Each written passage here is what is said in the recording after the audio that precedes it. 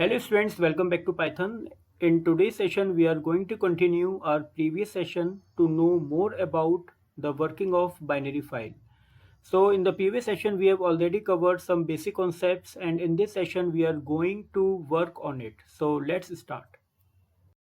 तो स्टूडेंट्स ये वो प्रोग्राम था जो हम लोगों ने कल मींस जो प्रीवियस सेशन था उसमें हम लोगों ने कवर किया था और इसमें हम लोगों ने कुछ नॉन स्काई कैरेक्टर्स लिखने की कोशिश की थी जिसमें उसको एनकोड करने के लिए हम लोगों ने UTF-8 टेक्निक यूज़ की थी। तो प्रीवियस सेशन बहुत इंपॉर्टेंट था बेसिक कॉन्सेप्ट समझने के लिए।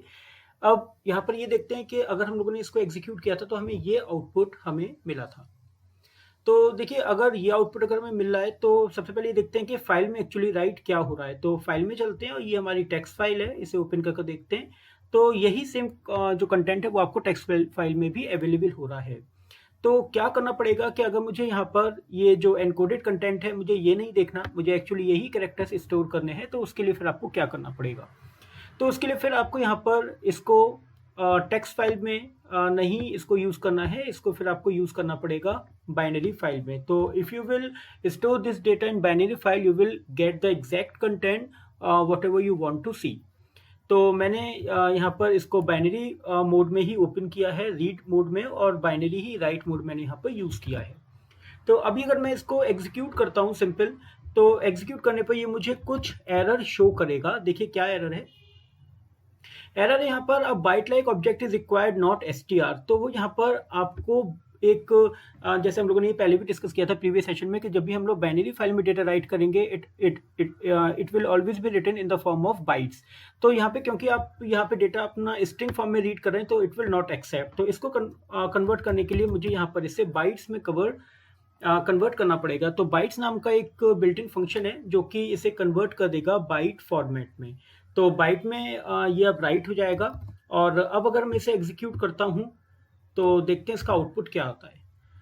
तो यहाँ पर तो ये आउटपुट मुझे ऐसे ही शो कर रहा है क्योंकि रीड करते वक्त मैंने इसमें किसी भी तरह का कोई कन्वर्जन नहीं किया है, बट राइट करते में मैंने इसको बाइट में जरूर कन्वर्ट किया है। तो चलिए देखते हैं कि इसने फाइल में क्या राइट किया है। तो फाइल में अगर हम जाके देखें तो देखिए यहाँ पर अब वो एनकोडेड जो कैरेक्टर्स है वो मुझे शो नहीं कर रहा है, ये मुझे एक्चुअल कैरेक्टर शो कर रहा है जो मुझे यहाँ पर स्टोर करने थे। तो इसका मतलब ये हुआ कि सिंपल अगर कंक्लूड करें तो बाइनरी फाइल में अगर आप UTF-8 अगर आप यूज़ कर रहे हैं तो बाइनरी मोड में अगर आप डेटा स्टोर करेंगे तो आपको वो डेटा विजिबल हो पाएगा। अभी मैंने डेटा राइट करने के टाइम पे उसको एनकोड किया था और उसको मैंने बाइट्स में कन्वर्ट किया था, तो इसमें मुझे एक्चुअल जो कैरेक्टर्स थे वो मुझे बाइट में राइट करके दे दिए। अब अगर मुझे रीड करते में भी अगर यही काम करना है तो जिस आपने एनकोडिंग स्कीम से इसको एनकोड कर कर राइट किया है आपको उसी एनकोडिंग स्कीम को यूज़ करना होगा इसको डिकोड करने के लिए। तो रीड करते में आप यहाँ पर लिख सकते हैं डॉट डिकोड, और डिकोड में आप लोगों ने यहाँ पर वही एनकोडिंग स्कीम अप्लाई की है जो आपने एनकोडिंग के लिए आपने यूज़ की थी। तो यहाँ पे आपने UTF-8 यूज़ किया था, एनकोड आपने फंक्शन यूज़ किया था, वैसे डिकोड में भी आप UTF-8 ही अप्लाई करेंगे।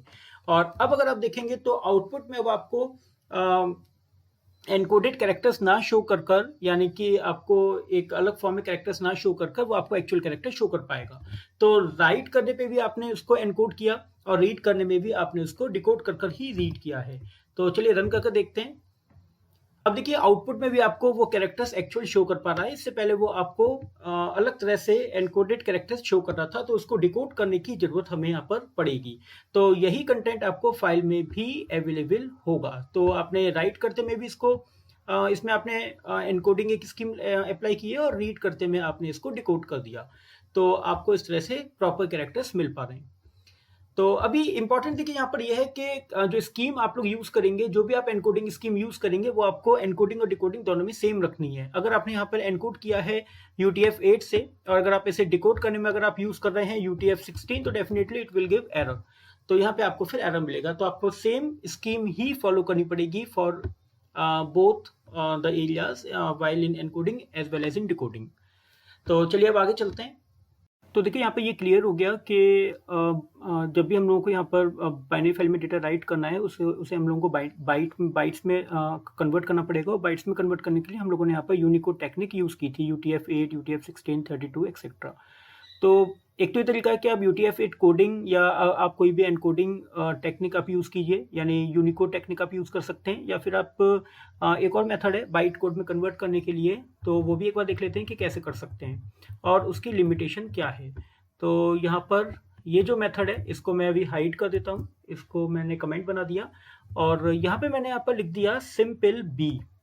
तो बी लिखने से, सिर्फ बी लिखने से यहाँ पर आपका जो ये कंटेंट होगा ये आपका बाइट कोड में आपको राइट कर दे देगा। तो यहाँ पर मुझे लिखना पड़ेगा, अभी टेक्स्ट लिखना पड़ेगा और ये लिखने के बाद अब इसको एग्जीक्यूट कर देखते हैं, तो you will get the same result. But इसकी लिमिटेशन क्या है वो देखते हैं। तो देखिए लिमिटेशन ये है कि इस तरह से बाइट में आप कोई भी चीज़ कन्वर्ट कर सकते हैं, सिर्फ वो जो आपके एस्काई कोड के अंदर कैरेक्टर्स कवर कर रही है।